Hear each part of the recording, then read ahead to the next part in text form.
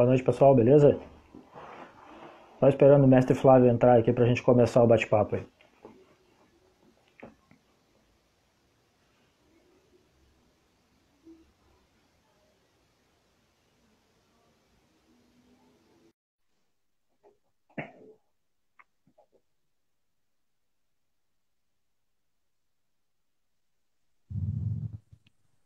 Fala, rapaz. Fala, Flávio, beleza?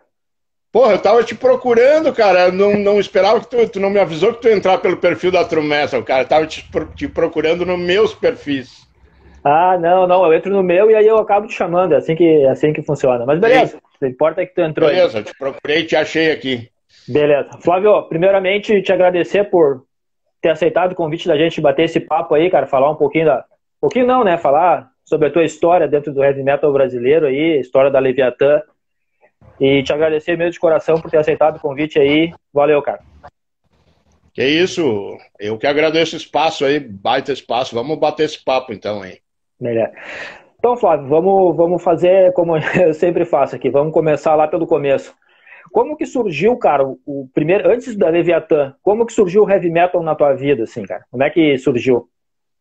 Cara, para dar uma sintetizada, assim, eu vim para Porto Alegre e eu tinha 12 anos, eu acho. Eu tenho uma irmã que é quase uns 5 anos mais velha que eu.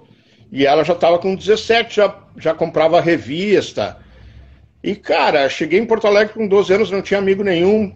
Primeiros dias na escola, não conhecia ninguém. O que eu fazia era buscar as revistas da minha irmã e tentar entender alguma coisa do que era. Comecei a procurar programa na rádio também, aí tinha um programa do Beto Roncaferro, uns programas que rolavam uns sons pesados, e eu fui buscando, cara. Esses dias eu até contei uma história de como eu comprei o álbum ao vivo Live in Japan, Made in Japan, do Deep Purple. Foi assim, foi buscando nas revistas da minha irmã, né? Minha irmã Uhum. é daquela geração Stones e Beatles, assim, cara, não batia muito, então eu fui por mim. E a Uhum. gente fez um acordo, eu e ela. Assim, minha mãe tinha conta numa magazine,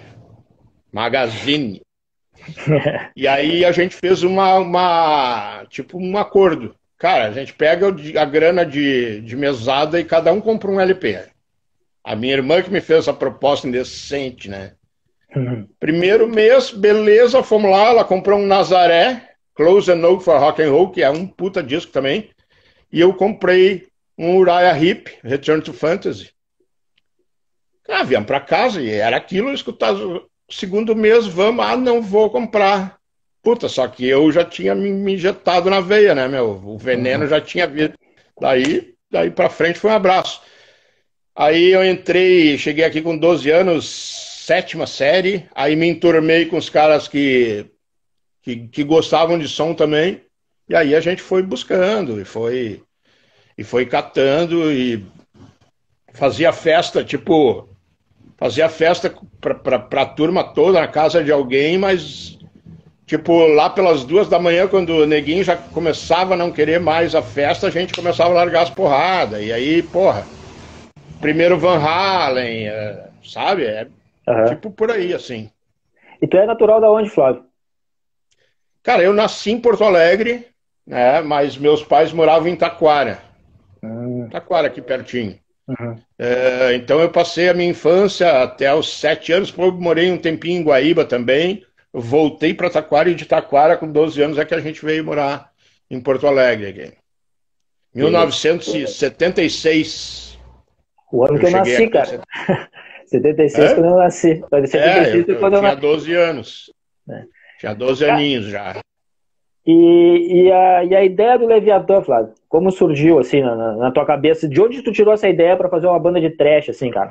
Ou a ideia não era Então, fazer uma assim, banda de thrash no começo?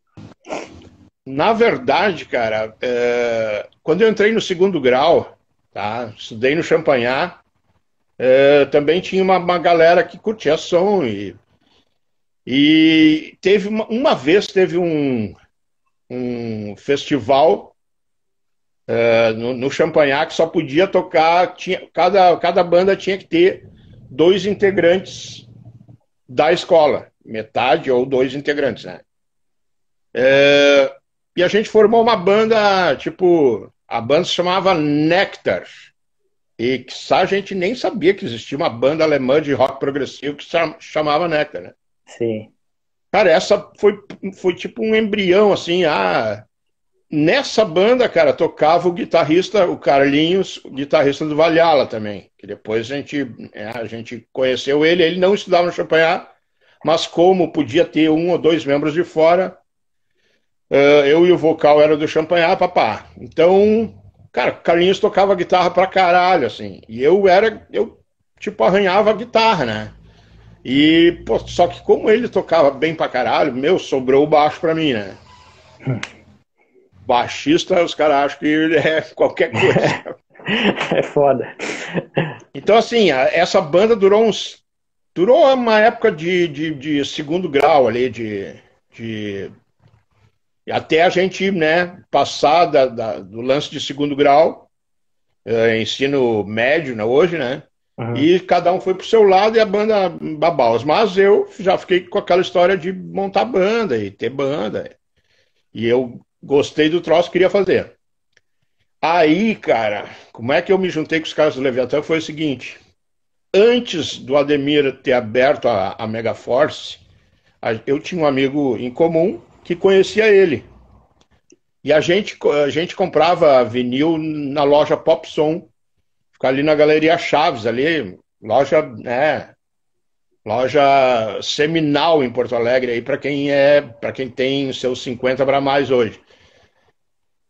Ali eu conheci o Ademir e conheci esse cara também. O Antônio, cara, ele já é falecido. O Antônio, muita gente conhece ele, eu conheci ele como Kid, né? Ele era rato de loja, então ele conhecia o Rossano, que trabalhava na Free Discos, ali na Borges de Medeiros, ali, que era uma loja de vinil usado. Ele conhecia o cara e ele sabia que eu tocava baixo. O cara, numa conversa com ele, falou para ele que estava atrás de um baixista porque queria montar uma banda. E aí o cara me levou até lá, troquei uma ideia com o Rossano. O Rossano, aí a gente armou um esquema para eu conhecer o Carmelo, que era o guitarrista. E aí esse é a primeira formação do Leviatã, né? Os caras tinham feito conheciam e eram amigos do Urso, do Astaroth, foram tentar fazer uma banda com ele, não deu certo, se separaram, ficaram os dois. O Rossano era batera, o Carmelo era guitarrista e precisavam do baixista. Aí, né, nessas eu conheci eles através do Kid, do Antônio, e a gente resolveu fazer a banda. Essa foi a primeira formação. Naquela época, Sérgio Mário, não tinha essa divisão, né? Não tinha divisão nenhuma de black metal, de thrash metal, de death metal. Era heavy metal. Era heavy metal no máximo, cara. A gente ouvia um termo speed metal, que era um metal mais rápido, né? Mais sujo, mais rápido. Esse era o lance que eu tava começando a gostar, assim. E os caras, os caras também fechavam comigo, só que eu já vinha procurando com essa história de ir atrás das revistas da minha irmã e coisa. Eu tinha mais acesso, sabe? Já comprava Brigade, a Brigade desde o número 1, né, cara? Quando era fanzine ainda. Então, muito material que eu recebia, eu repassava para eles e era mais ou menos o que a gente queria fazer. Os três queriam fazer, né? Então aí fechou, aí foi questão de escolher nome, logotipo. E quem é que bolou o logotipo? Foram vocês mesmo, assim, que alguém desenhou? Como é que foi que surgiu o logo da banda? A gente pegou, a gente pensou assim, cara, uma letra gótica, vamos procurar uma letra gótica. Leviatã, acho que foi o Carmelo que sugeriu, que era um livro que ele tinha lido, né? Que é um livro do Thomas Hobbes, cara, um livro bala pra caramba. Quem faz sociologia aí, mais tarde, né? Há um tempo atrás, a gente teve um guitarrista, Manuel, que faz sociologia, precisou ler esse livro, né? O Thomas Hobbes, ele divide o livro em 3 capítulos: Igreja, Sociedade e Governo, acho que, se não me engano.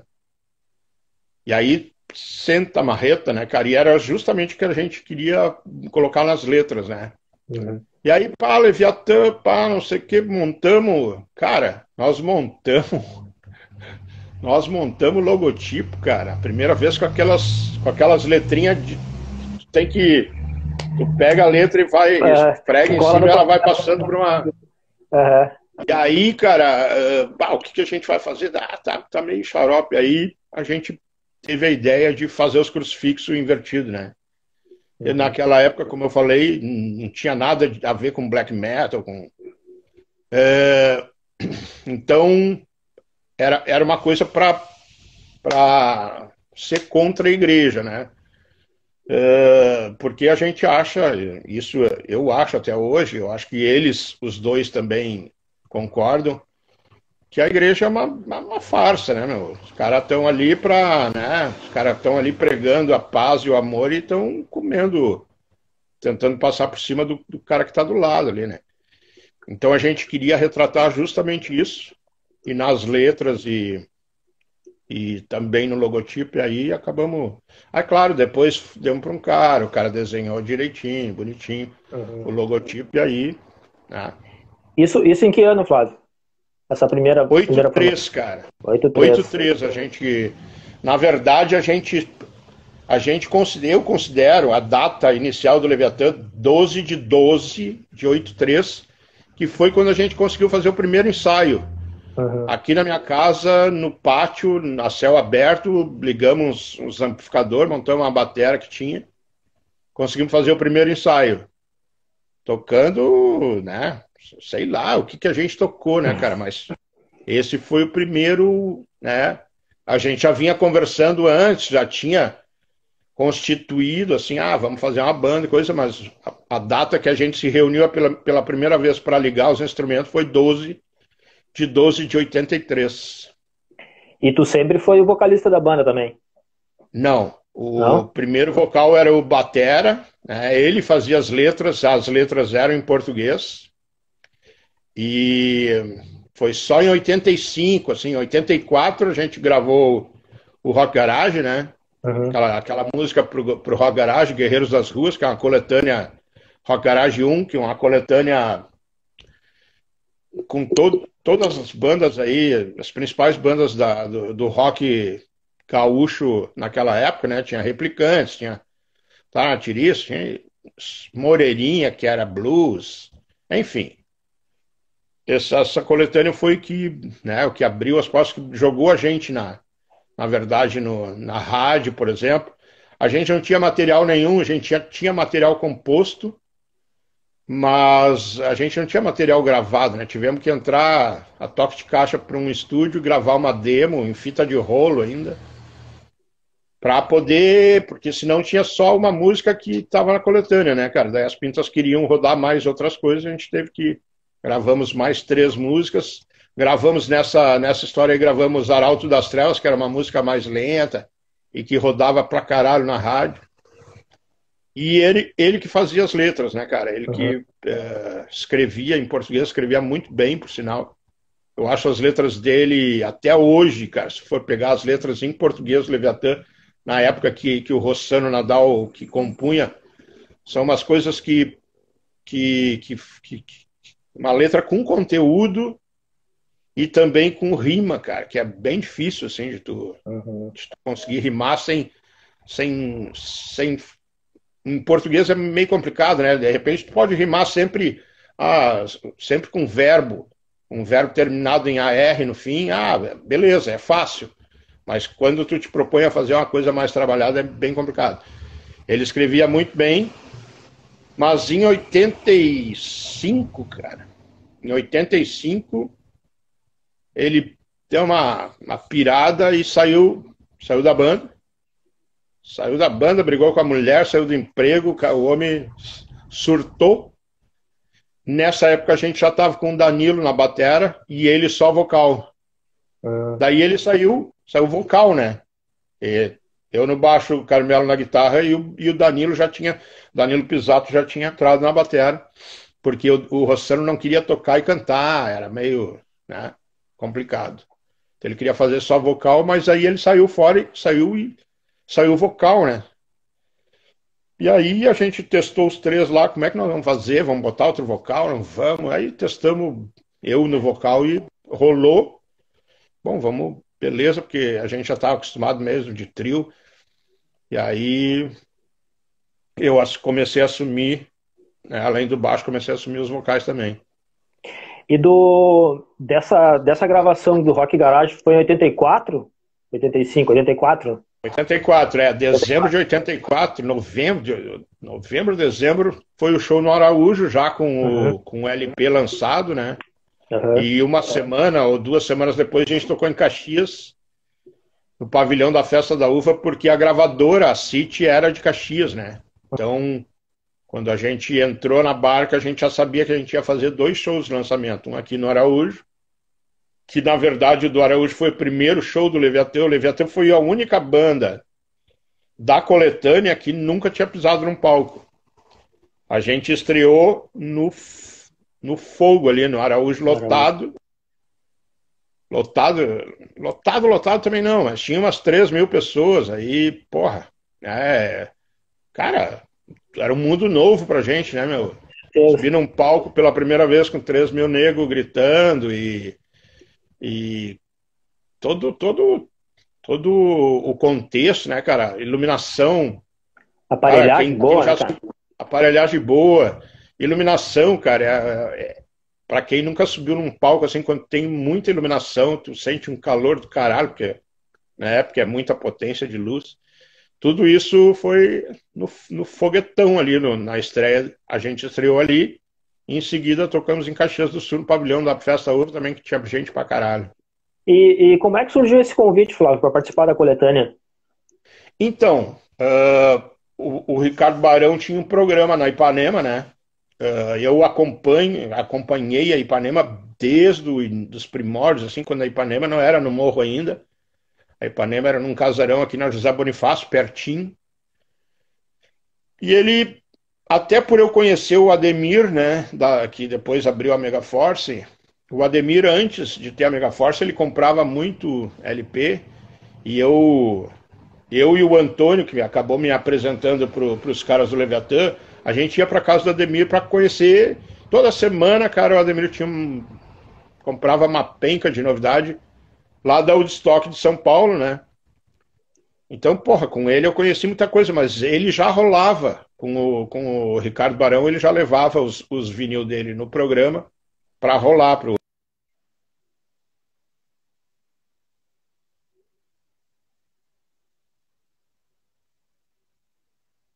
Deu uma travada aqui, Flávio.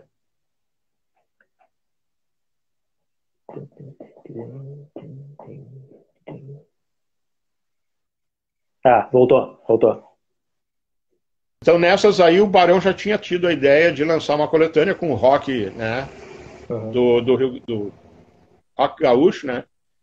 E eu escutava o programa dele, ele anunciava na rádio e daí eu pilhei os caras, o que nós vamos fazer? A gente gravou um ensaio, a gente gravou uma fita cassete, num aparelhinho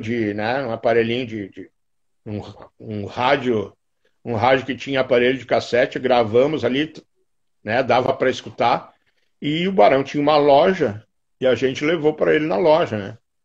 E ele, muito engraçado, cara, porque ele não conhecia a gente, né? As outras bandas, mais ou menos, ele tinha uma noção, porque já eram bandas que estavam circulando, já faziam shows, já tinha material rolando na rádio.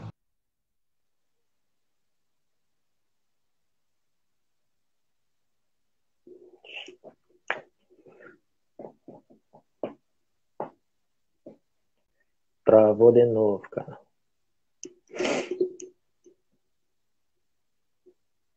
Voltou. Na rádio aí que tu tá procurando banda, viemos trazer a fitinha aqui, eu me lembro que ele botou a fita pra ouvir, a primeira música que ele ouviu, ele era muito escandaloso, né, cara? Que os deuses odeiam. Essa aí tá no disco, tá na coletânea. Eu sei que, não, calma, cara. Escuta a próxima, tem mais uma aí. Aí escutava. Pá! E aí, não sei por que Cargas d'Água, ele acabou escolhendo Guerreiros das Ruas para entrar na. Não foi a gente que sugeriu, né? Ele acabou, sei lá, se gostou da letra, alguma coisa. E aí a gente foi a única banda que não tinha estreado que entrou na coletânea. Cara, depois do Rock Garage, aí teve a mudança da formação, né? Falasse, o Rossano saiu, né? Saiu, aí tu assumiu o vocal e tal. E qual foi o tempo que levou, Flávio, entre essa mudança da formação ali, a entrada do Danilo, saída do Rossano, até a gravação do Smile? Então, a gente gravou uma demo, né, cara? Eu, o Rossano, eu, o Carmelo e o Danilo, a gente gravou uma demo depois disso. Porque quando o Rossano saiu e eu assumi os vocais, a gente parou para pensar e eu já me correspondia com muita gente, cara. Muita gente mesmo, Brasil inteiro, América do Sul e muita gente no exterior.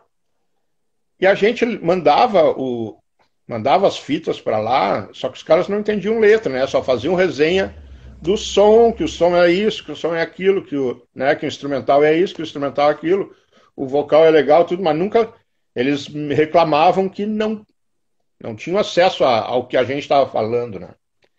Então a gente ponderou isso e a gente resolveu verter as músicas que a gente tinha para o inglês. Algumas a gente conseguiu verter, outras não conseguimos, porque tipo, tinha uma música Pátria Amada, que citava um pedaço do hino, Pátria Amada, idolatrado, salve, salve, não fazia sentido para o gringo ouvir isso em inglês, né? Uhum. Então as que a gente conseguiu verter, a gente verteu, e eu e o Danilo começamos a compor, cara, só que o Danilo tinha uma facilidade, então ele assumiu a parte de letra, né? Que eu ajudava ele, como eu era vocal, eu tinha que colocar as letras nas músicas, eu ajudava ele, sabe, faz assim, faz assado, corrige isso aqui, não corrige, mas as letras, a maioria das letras dos dois álbuns são do Danilo. Uhum. Eu acho que minhas tem uma em cada disco, né? Em cada álbum eu compus uma letra só. E aí, já em inglês, né, a gente gravou uma demo. Eu, o Danilo e o Carmelo. A única demo que o Leviatã gravou até hoje foi a demo Trash Your Brain.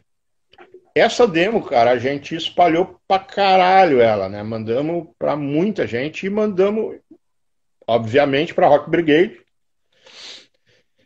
Caiu nas graças lá da Rock Brigade e o Toninho resolveu, né? Mas a demo é de 85 e a gente só foi assim acertar o lance de gravar no final de 88.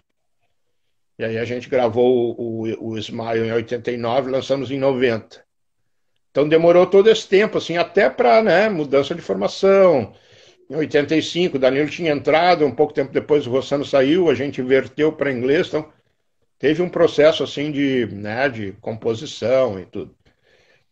Só que depois da demo, cara, o Carmelo também resolveu sair, né?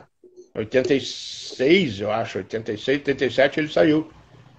E aí a gente chamou os dois guitarristas que acabaram gravando o Smile e o Disturbed Minds também. A princípio a gente chamou o Lots, né? Eu relutava muito para chamar o Xande. A gente já conhecia os dois guitarristas que tocavam numa outra banda daqui de Porto Alegre, né? A gente ia nos ensaios, era tudo meio amigo. Mas eu relutava, cara. Achava que Leviatã era meio tosco demais, porque o Alexandre tinha muita técnica, né? E o Carlos, o Lotes, era mais parecido com o que a gente fazia. E eu estava acostumado com trio, chamei o guitarrista, ele topou e eu, beleza, vamos tocar em frente. E aí ele começou a fazer, ele passou uns 2 meses, cara, me enchendo o saco, não, vamos chamar o Xande. E aí a gente acabou, né, chamando o Xande também. E aí que veio o lance da gente acertar com a Brigade e já com uma outra formação, né? E já um quarteto, com as guitarras mais trabalhadas, com as bases mais trabalhadas, tipo 2 guitarras. Então esse período aí foi meio turbulento, assim, porque a gente tocava bastante, né? Rio Grande do Sul, Santa Catarina, a gente tocava, tinha bastante show naquela época. O Rock Garage abriu bastante portas, né?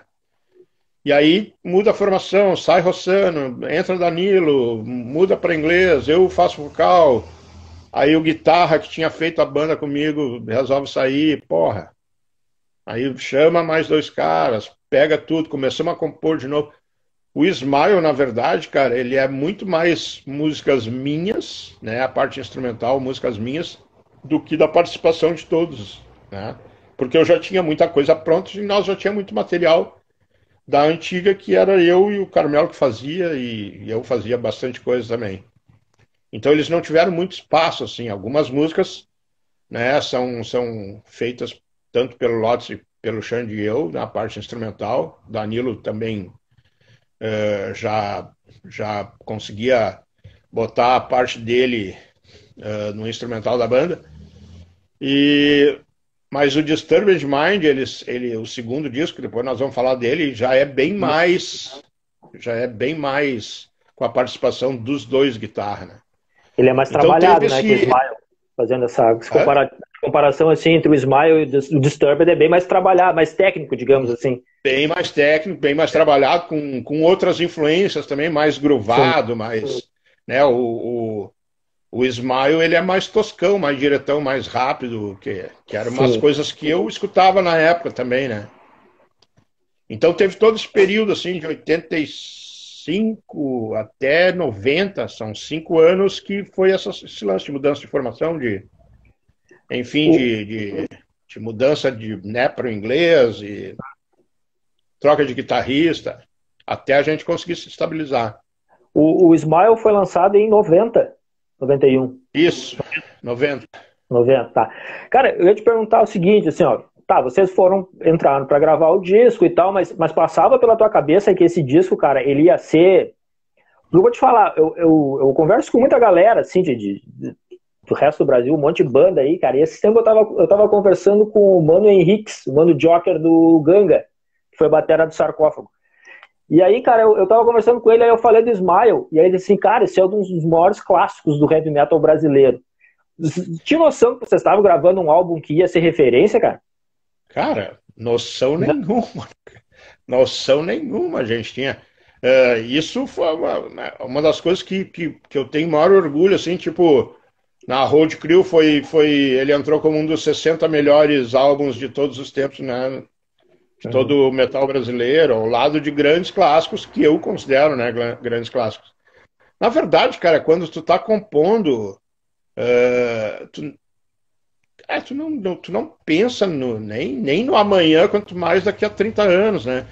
E, a gente nunca, pelo menos eu sou assim, né, cara? Eu componho aquilo que eu curto, que eu gosto de fazer, né? Se eu tiver a fim de fazer, botar outros elementos, alguma coisa, eu vou pôr.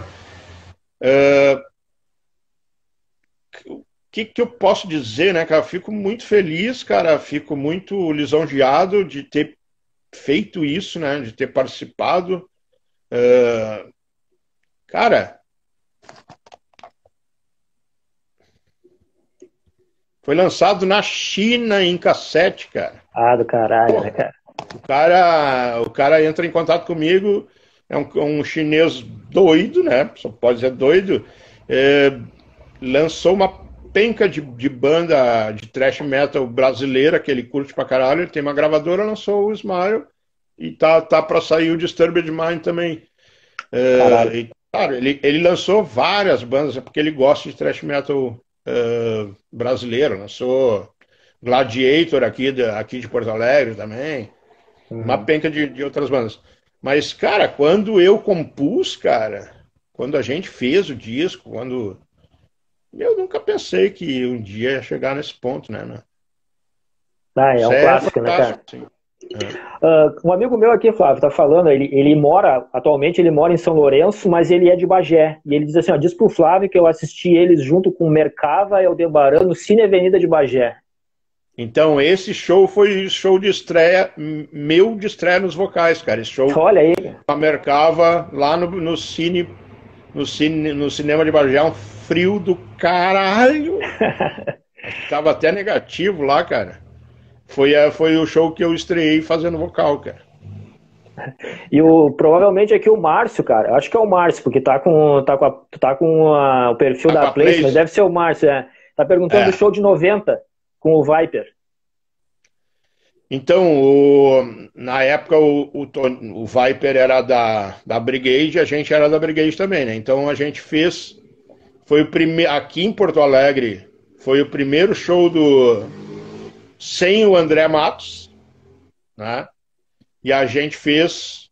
A gente lançando o Smile e eles estreando uma nova formação, com o Pete no vocal. E a gente fez esse show também em São Paulo. Uma semana ou 2 semanas depois, não me lembro.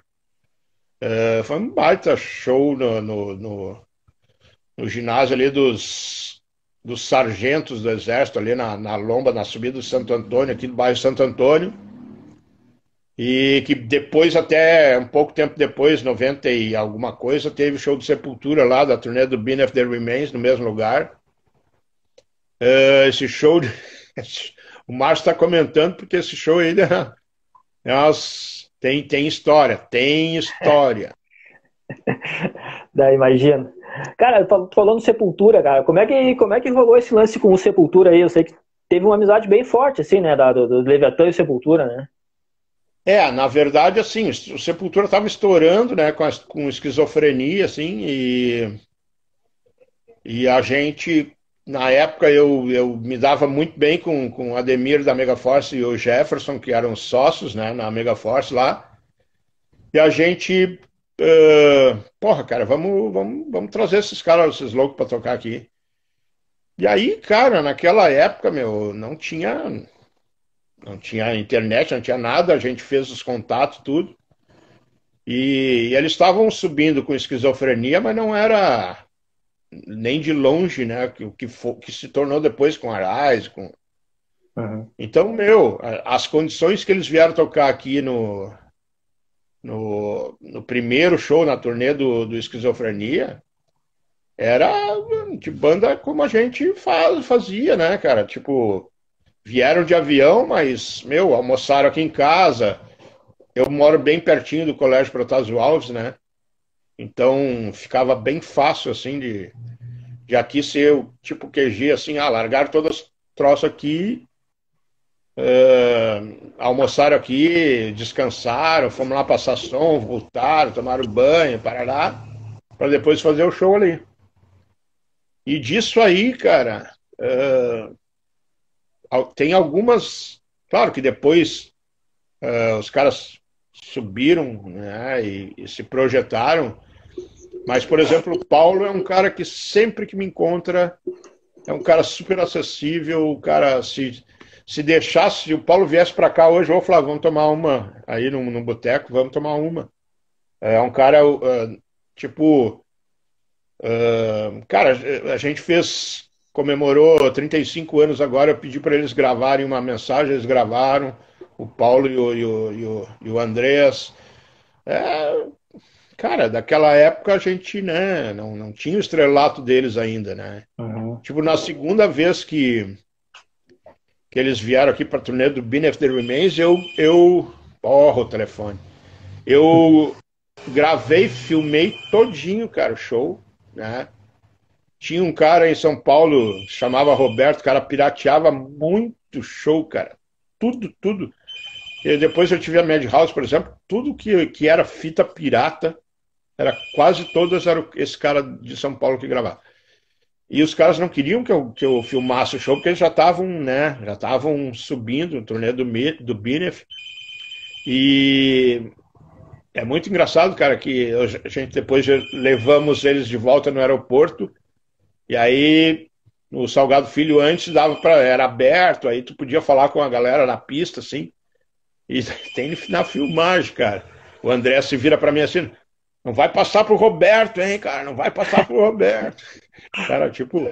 E, meu, depois do show, o show deles foi sábado, aqui no domingo, uma cachaçada, churrascada na casa de um brother nosso aí, que também eu filmei tudo. Os caras se jogando na piscina. Meu. Era chalaça ainda naquela época, né? Foda, né, cara? História que fica, né? Claro, depois, tá, aí teve, o Leviathan lançou o Smile, né, cara, teve turnê e tal, e depois aí veio o Disturbed Mind, que a gente, como a gente falou, o Leviathan é um disco, eu não vou dizer tosco, mas ele é um disco bem mais cru, com uma pegada trash mais da antiga, assim, e já veio o Disturbed, como tu mesmo falou, com umas influências um pouco mais trabalhado, mais técnico, assim, uh, essa linha de composição, assim, isso aí veio ao natural por causa dos guitarristas, assim, ou foi algo que já estava pensando assim para o mercado que já estava se moldando? Não, é tudo fruto do que a gente escutava, né, cara? Então, Uhum. tipo, e aí, claro, entrou dois caras guitarristas, que compunham material pra caramba, né? Óbvio que no Leviatã, como eu montei a banda lá atrás e tô até hoje, eu sempre dou liberdade pra caralho, né, de composição, mas é óbvio que eu tenho que dar uma norteada pra gente não sair despirocando e fazendo qualquer coisa que não tenha a ver com a banda, né? Uhum. Então, isso eu sempre disse para eles, olha, cara, vamos experimentar, né, cara? Vamos botar elemento novo, tudo, mas a gente não pode sair de um caminho que o Leviatã, que a banda vem trilhando há muito tempo. E eu tenho sorte, cara, de trabalhar com músicos, principalmente os guitarristas, que entendem isso. O Denis, que é da formação atual, está com a gente desde 2004, 2004, 5, 3, sei lá. Já são aí, porra, 16 anos, né, cara? Uhum. 15, 16 anos, e ele totalmente integrado ao Leviatã. Ele é bem mais novo, curte uns lances mais novos, assim, tipo, né, sei lá, Pantera, por exemplo. Pantera é uma banda que eu conheci, o Pantera com Cowboys from Hell, mas o Leviatã nunca vai fazer um cover de Pantera, porque o Leviatã, né, não tem, eu acho Sim. legal e tudo, mas a gente, agora, se quiser fazer um cover de uma banda lá de trás, beleza, vamos fazer, entendeu? Porque são bandas que influenciaram a gente. Então, esse norte, essa visão a gente tem que ter.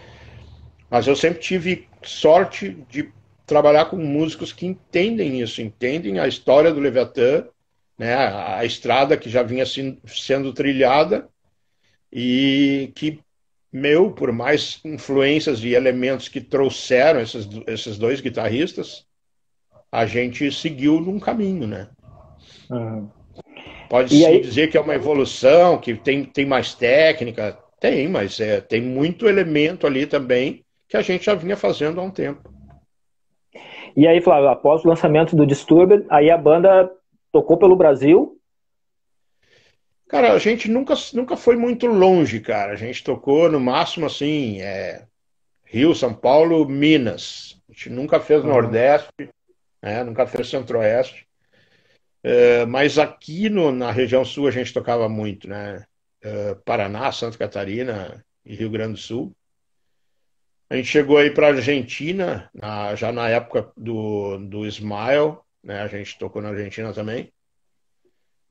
Mas o Leviatã, cara, agora tu vai ver que tem um hiato aí de 92 para cá que a gente nunca lançou material novo, né, cara? Então, assim, o Leviatã nunca foi uma banda assim, nós precisamos fazer, nós precisamos, sabe, nós precisamos compor, nós precisamos. Tudo ao seu tempo. Óbvio que a gente mesmo se coloca metas e pressões, mas às vezes por uma série de fatores andar, a gente não pira com isso, entendeu? Uhum. Leviatã é uma banda que se sustenta com esses dois discos, se sustenta até hoje. A gente toca muito, mas também tem um trabalho novo, né? Tem um Uhum. trabalho com essa última formação aí, que é desde o começo dos anos 2000 aí. Tem músicas que a gente espera um dia poder lançar, eu já nem prometo mais, porque, porra, já se passou 15 anos desde que a gente começou a pensar em lançar um material novo, com uma nova formação. Claudinha, orgulho Ah, Leviatã, Cláudio. Claudinha. O Thiago vai. Thiago, eu tô vendo aqui, mas eu não sobe tão rápido que Não dá nem tempo do cara falar não dá alguma pra coisa. gente ficar.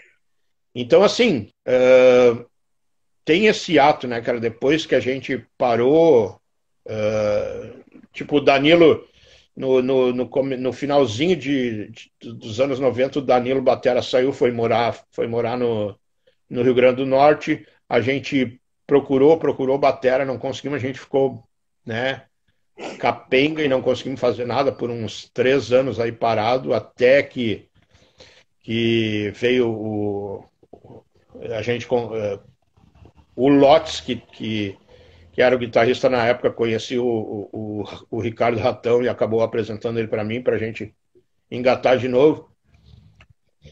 Então, assim, de lá para cá, a gente só fez assim, músicas tipo participação de coletânea. A gente tem um tributo ao Anthrax, uma música. A gente tem aí, mais recentemente, aí tem os tributos ao Motorhead, ao AC/DC, ao Sabbath. Mas nesse período todo, cara, a gente tem composto, a gente tem um disco quase pronto, né, quase para ser lançado. E por uma série de razões, de motivos, a gente não conseguiu botar ele na roda ainda. Mas ao vivo a gente toca as músicas, né, dessa formação nova. E a gente espera que um dia a gente possa. Porque é uma sequência desses dois trabalhos, né, cara? Uhum. Apesar que vai sair 25 anos depois, 30 anos depois, sei lá. Mas é uma sequência, o Leviatã hoje, com a formação que ele é hoje, ele está trilhando um caminho. E isso eu me orgulho muito. É um trabalho, esse trabalho novo é um trabalho que eu, particularmente, é uma vitória minha, porque quando o Danilo saiu da banda, cara, que era o letrista, eu me vi obrigado né, quando a gente parou assim, bom, agora a gente vai compor material novo. Puta que eu pariu, cara. Agora, além das músicas, eu tenho que fazer letra também. E eu me orgulho muito do que eu fiz, sabe? Do trabalho que eu fiz, assim, da inspiração que veio. Então, eu sei cada música, não foi simplesmente, preciso fazer, vou fazer. Cada música ela tem um motivo, tem uma luz que me apareceu, que eu vou usar esse elemento, que já tem uma música lá atrás, sabe? Todo um contexto, assim. E é um álbum que cara, eu ainda quero, antes de... Vai lançar, com certeza vai. A galera tá toda... eu quero botar na roda, porque, puta, cara, é o Leviatã de hoje, com toda essa bagagem, toda essa trilha que tem aí. Cara, o Márcio fez uma outra pergunta aqui, eu sei a história, eu vou te perguntar e vou deixar tu falando, eu vou te pedir 30 segundos, eu vou te deixar falando, não vou deixar sozinho, vou deixar falando com o pessoal e eu já volto aqui, 30 segundinhos. Ele quer saber sobre a produção do mítico show do Creator, cara. Ele quer saber. Eu já volto. Pode seguir falando com o pessoal, Flávio. Tá, beleza. Cara, então o Creator, cara, é muito... É bom que faça essa pergunta e que eu tenha uma oportunidade de elucidar, de contar para as pessoas, porque, cara, tem muita gente que acha, né, que aconteceu alguma coisa. O que houve com o Creator? O Creator tinha tido aquele problema, né, de ter sido anunciado um show dos caras em São Paulo. Muita gente daqui foi para ver.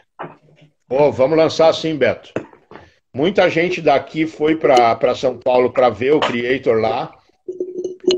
E teve esse problema, né, cara? Que não teve naquela época, acho que foi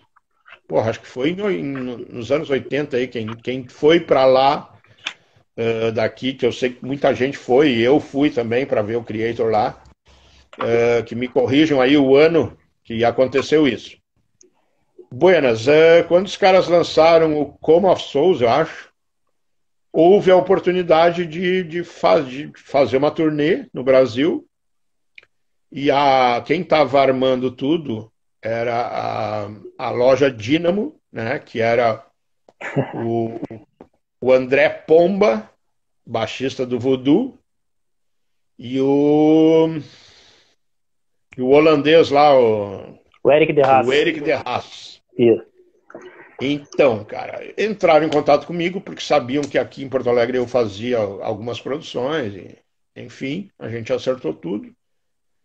E, cara, o show era para ser domingo, né? Porque eles tinham show em Santiago do Chile no sábado, e o show aqui era domingo, e depois iam para São Paulo, né? Enfim, ia seguir a turnê. Tá tudo certo, ingressos quase sold out, ia ser sold out no dia, né?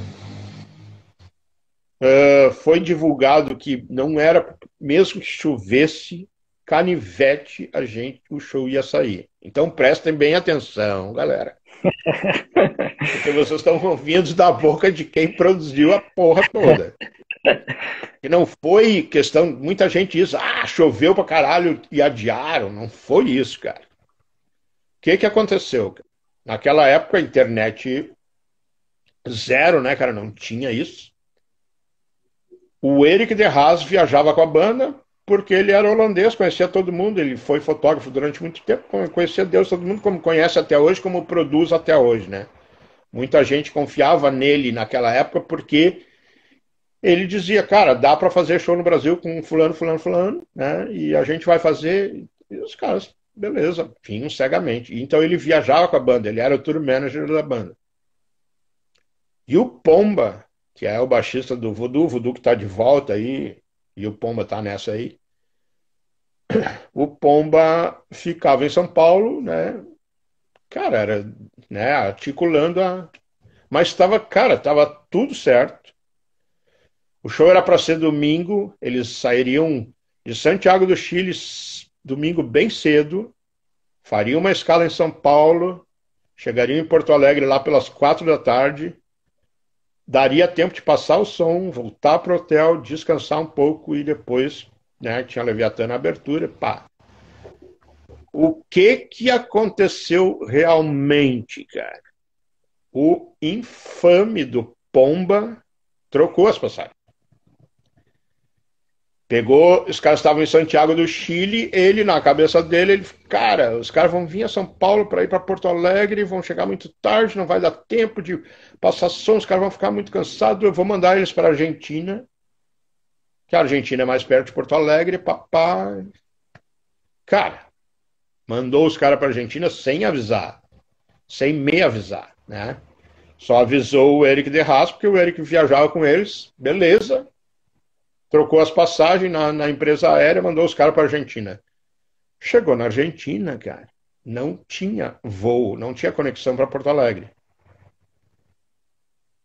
Cara, ele me liga, porque a internet era só o telefonezinho, caro pra caralho.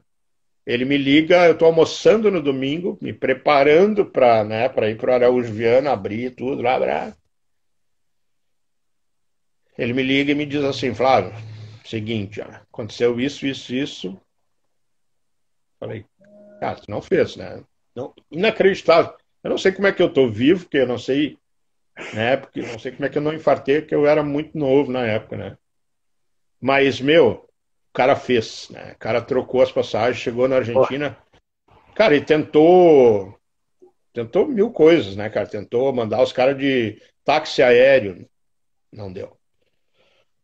E aí ele me pediu encarecidamente, meu, por favor, já teve o rolo do Creator aqui da outra vez, né? E a gente precisa fazer esse show para não dar merda, assim.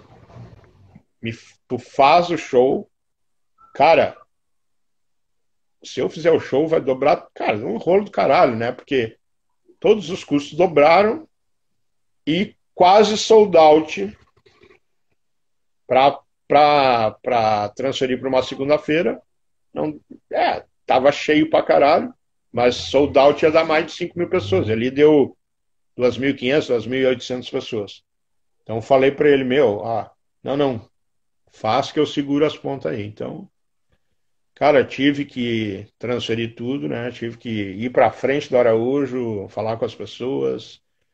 Quem ouviu minha explicação sabe da história. E a gente teve que fazer na segunda-feira, né?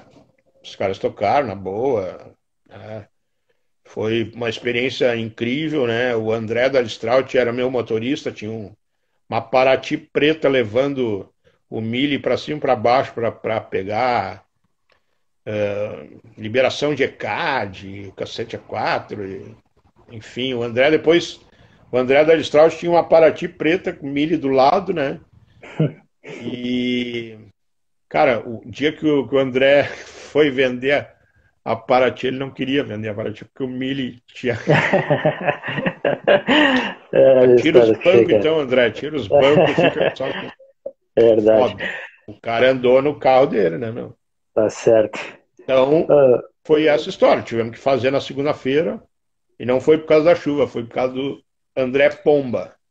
Beleza, tá explicado então, para quem não sabia da história, tá explicado. É.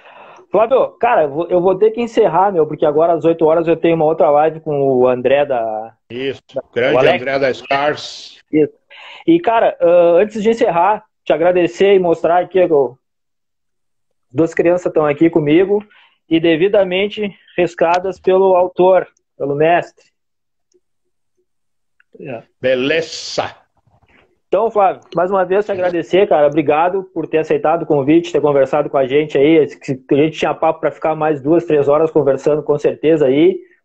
Não é sempre que a gente tem a oportunidade de conversar com uma lenda do metal gaúcho nacional.